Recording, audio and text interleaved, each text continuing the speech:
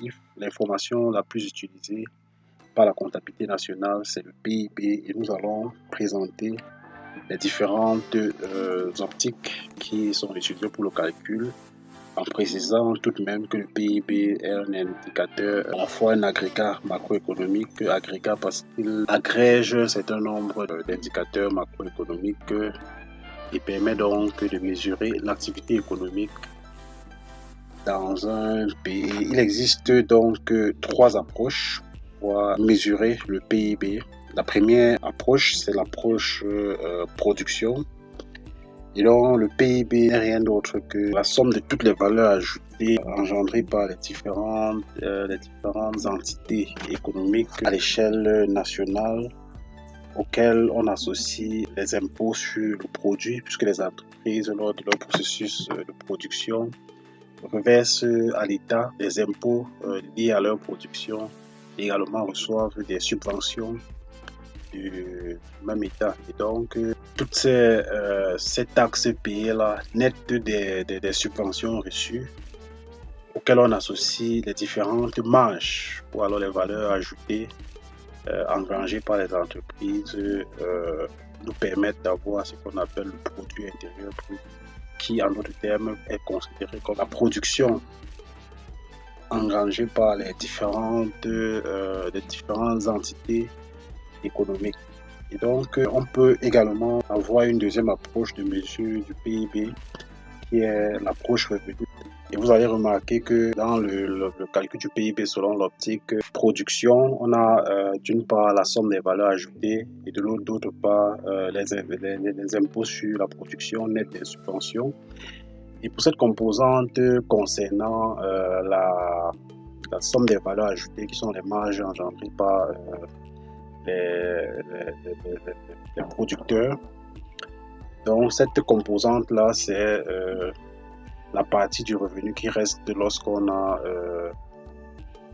payé les taxes au niveau des entreprises et reçu des subventions. Cette partie du revenu-là est utilisée pour rémunérer les salariés et les revenus mixtes également. Et le reste, les revenus mixtes représentent ici en quelque sorte les revenus qui sont reversés aux responsables des entreprises du fait de la possession de leurs entreprises, et une autre partie qui sera probablement réinvestie ou utilisée pour accroître le patrimoine de l'entreprise, c'est l'excédent brut d'exploitation. Donc ce qui reste à l'entreprise après avoir rémunéré les salariés et les facteurs de production qui sont les patrons, si on peut le dire ainsi.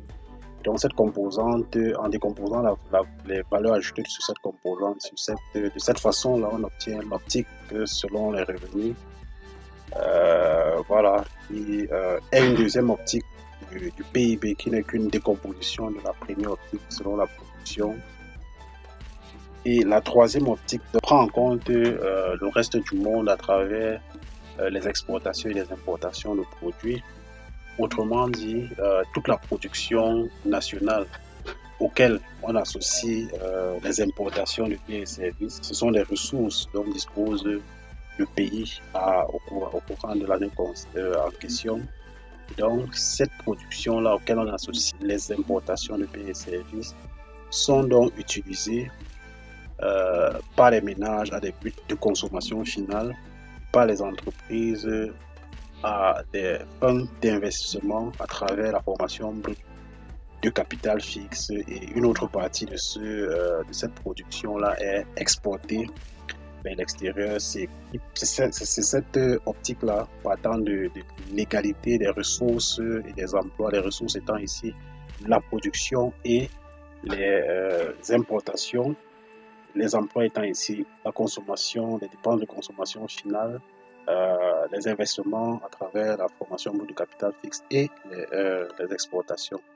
Cette égalité ressources-emploi permet de tirer le PIB comme en trois principales composantes, à savoir la consommation finale, la formation brute de capital fixe, puis le solde commercial, le solde de la balance commerciale.